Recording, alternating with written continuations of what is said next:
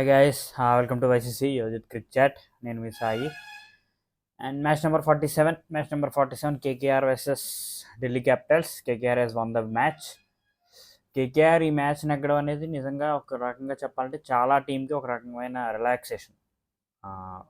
ఎల్ఎస్జికి కానీ, చెన్నైకి కానీ, ఎస్ఆర్హెచ్కి వాళ్ళు కాస్త కూల్ అవ్వచ్చు. ఎస్, మనకి ఇంకా ఛాన్స్ ఉంది అని. బికాస్ ఢిల్లీ కనుక నెగ్గుండుంటే ఈ మ్యాచ్ కంప్లీట్గా వాళ్ళు సెకండ్ పొజిషన్లోకి వెళ్ళిపోయారు విత్ 12 పాయింట్స్. ఓడిపోవడం వల్ల దేవర్ ఇన్ 6th పొజిషన్. అంటే ఒక్క మ్యాచ్ నెగ్గడం వల్ల సెకండ్, ఓడిపోవడం వల్ల 6th అంటే మనం అర్థం చేసుకోవచ్చు అసలు పాయింట్స్ టేబుల్ ఎలా ఉందో సిచ్యువేషన్. ఒక్క రాజస్థాన్ ఒక్కళ్ళే they're comfortably in first position with a big margin. వాళ్ళు కంప్లీట్ డామినేట్ చేస్తారు టేబుల్ని. వాళ్ళు చాలా హ్యాపీగా టాప్లో కూర్చున్నారు. మిగతా వాళ్ళందరూ కూడా ఏ మ్యాచ్ ఏం రిజల్ట్, మనం ఎలా ఆడాలి, ఎలా నెగ్గాలి అనే కన్ఫ్యూజన్తోనే ఉన్నారు. కేకేఆర్ ఇప్పుడు కాస్త they're in good position. Chennai, sun risers, Lucknow and Delhi ఈ నలుగురు కూడా అప్ సైడ్ డౌన్ జరుగుతుంది. So Delhi bad luck, they lost the match. The way toss నెగ్గి బ్యాటింగ్ తీసుకోవడం అనేది ఎందుకో మరి నాకు అంత కొంచెం ఓవర్ కాన్ఫిడెన్స్ చేసినేమో అనిపించింది. ఎస్, వాళ్ళు చేజింగ్ చేసి నెగ్గారు. 2 మ్యాచ్లు కూడా వాళ్ళు నెగ్గిన లాస్ట్ 2 మ్యాచెస్ కూడా చేజింగ్ కాదు, సారీ, ఫస్ట్ బ్యాటింగ్ చేసే నెగ్గారు వాళ్ళు. గుజరాత్ మీద they batted first and 1, Mumbai మీద దే బ్యాటెడ్ ఫస్ట్ అండ్ 1. అలాగని మీరు కంటిన్యూస్గా ఎప్పుడు జేక్ ఫ్రేజర్ అలాగే స్టార్ట్స్ ఇస్తాడు, ఎప్పుడు రిషబ్ పంత్ అలాగే ఆడతాడు అని మీరు అదే అజంప్షన్స్తో వెళ్ళి ఇక్కడ కూడా ఫస్ట్ బ్యాటింగ్ చేస్తే it will not work. And ఆ పిచ్ గురించి అందుకు ఆ పిచ్ని సరిగ్గా రీడ్ చేయలేదు వాళ్ళు. అండ్ సో వాళ్ళకి కోచ్ గంగూలీ అనే చెప్పుండాలి, ఎందుకంటే he no out and out about Aiden gardens. తను క్రికెట్ అంతా కూడా అక్కడే ఆడాడు చాలా మటుకి. And so it's not a normal, చిన్న లాస్ కూడా కాదు, భారీగా నెగ్గారు కేకేఆర్. ఆల్మోస్ట్ 16 ఓవర్స్లో దే జస్ట్ కొట్టిపడేశారు మొత్తం టార్గెట్ని. అండ్ ఢిల్లీ ఇన్నింగ్స్లో highest score was Kuldeep Yadav highest score కొట్టాడు ఈ ఇన్నింగ్స్లో 35. అంటే మనం అర్థం చేసుకోవచ్చు హౌ ద రిమైనింగ్ బ్యాట్స్మెన్స్ అందరూ ఎలాగ ఆడారని.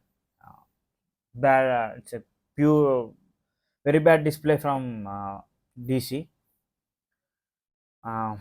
టాస్ నెగ్గారు, బ్యాటింగ్ తీసుకున్నారు. స్టార్టింగ్లో they got a very good start. As యూజువల్గా జేక్ ఫ్రేజర్ చాలా బాగా స్టార్ట్ చేశాడు, ఈవెన్ పృథ్వీ షా కూడా చాలా బాగా స్టార్ట్ చేశాడు. బట్ సెకండ్ ఓవర్లోనే they lost Prithvi Shaw off scoring 3 బౌండరీలు కొట్టాక.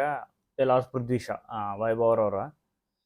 అండ్ నెక్స్ట్ సెకండ్ ఓవర్ లేదు, మళ్ళీ థర్డ్ ఓవర్లో దే లాస్ట్ జేక్ ఫ్రేజర్. ప్రతి మ్యాచ్ జేక్ ఫ్రేజర్ ఆడారంటే ఎలాగా, అది అవ్వదు. జేక్ ఫ్రేజర్ మిచెల్ స్టార్క్ తీసాడు ఆ వికెట్. అండ్ తర్వాత షైహోప్ అవుట్ అండ్ డెలివరీ అయితే సూపర్ డెలివరీ, అది ఓవర్ అది ఎక్సలెంట్ డెలివరీ. అండ్ షైహోప్ కూడా అయిపోయాడు. సో పవర్ ప్లే టైంకి they are almost down and out, 67 for 3. But power ప్లేలో వాళ్ళకి ఎందుకు అంత స్కోర్ వచ్చిందంటే Abhishek Porel played well.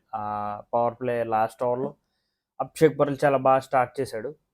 And Rishabh Pant కూడా ఉన్నాడు. అప్పుడు వీళ్ళిద్దరూ ఉన్నప్పుడు పవర్ ప్లేకి దేవర్ 67 for 3 అంటే ఇంకా కొంచెం నిలబడి ఉంటే ఇంకా ఛాన్స్ ఉండేది వీళ్ళిద్దరూ కొంచెం ఆడి ఉంటే.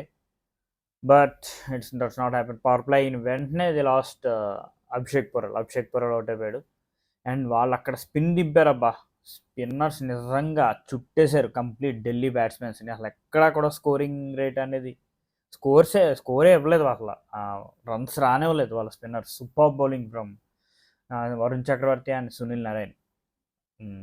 వరుణ్ చక్రవర్తి 16 runs ఇచ్చాడు మొత్తం 4 ఓవర్స్లో. రిషబ్ పంత్ ఇంకా ముందే అయిపోవాలి. Catch drop by Harshit Rana, simple catch, అది ఈజీ క్యాచ్, డ్రాప్ చేశాడు. అండ్ పోనీ ఆ డ్రాప్ ఛాన్స్ని ఏమైనా రిషబ్ పంత్ యూటిలైజ్ చేసుకున్నాడంటే అది లేదు. మళ్ళీ నెక్స్ట్ ఓవర్లో మళ్ళీ వరుణ్ చక్రవర్తికి అయిపోయాడు. ఇంకా తర్వాత క్యూ కట్టేశారు మొత్తం. టిస్టన్ స్టబ్స్, కుమార్ కుషాగ్రా, అక్షర్ పటేల్ మొత్తం అందరూ క్యూ కట్టేశారు. వీళ్ళకి మళ్ళీ ఎక్కడ ఒక చిన్న పార్ట్నర్షిప్ వచ్చిందంటే it is between Kuldeep Yadav and Rasikh Salam. అక్కడ ఒక 30 runs పార్ట్నర్షిప్ వచ్చింది వాళ్ళిద్దరికి. అండ్ కుల్దీప్ యాదవ్ ఒక డ్రాప్ క్యాచ్ ఉంది, అది 6 వెళ్ళిపోయింది. తర్వాత ఒక 4 మొత్తం 5 4లు కొట్టాడు కుల్దీప్ యాదవ్, ఒక 6. It's a good sign for Indian టీమ్కి కూడా. చివరిలో ఒక లోయర్ ఆర్డర్ బౌలర్ అలా ఆడటం. సో మొత్తానికి కుల్దీప్ యాదవ్ కష్టపడి 35 రన్లు కొట్టి ఒక స్కోర్ బోర్డ్ మీద ఒక రెస్పెక్టబుల్ టోటల్ పెట్టాడు, 153.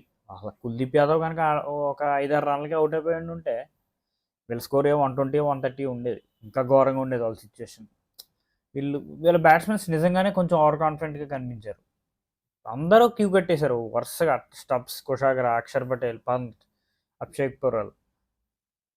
And super bowling from KKR bowlers, అందులో డౌటే లేదు. Varun Chakravarthy 16 for 3 and Harshit Rana bowled well, 28 for 2. Vaibhav Arora 29 for 2. వీళ్ళిద్దరూ చాలా బాగా బౌలింగ్ చేస్తున్నారు, ఈ duo Harshit Rana and Vaibhav Arora. Mitchell Starc అని మళ్ళీ కొట్టారబ్బా, ఆల్మోస్ట్ 43 రన్స్ కొట్టారు.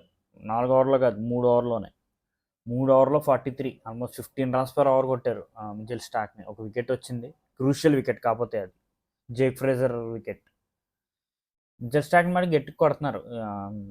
అండ్ రస్సెల్ ఒక ఓవర్ వేసాడు, 10 runs. 156, it is below par, అందులో డౌటే లేదు. మీరు ఇంకో 30 రన్లు కొట్టినా అది బిలో పారే. ఎందుకంటే the kind of batting KKR హే, వాళ్ళందరూ కూడా వాళ్ళు ఏమి చూసి టుక్కుమని ఆడరు, మీదకి వస్తారు. స్టార్టింగ్లో సాల్ట్ కానీ నెరైన్ కానీ, వీళ్ళిద్దరిలో సాల్ట్ ఆడకపోతే నెరైన్ ఆడతాడు, నెరైన్ ఆడకపోతే సాల్ట్ ఆడతాడు. ఒకసారి మన కర్మ కాలిపోతే ఇద్దరు కూడా భయంకరంగా ఆడతారు.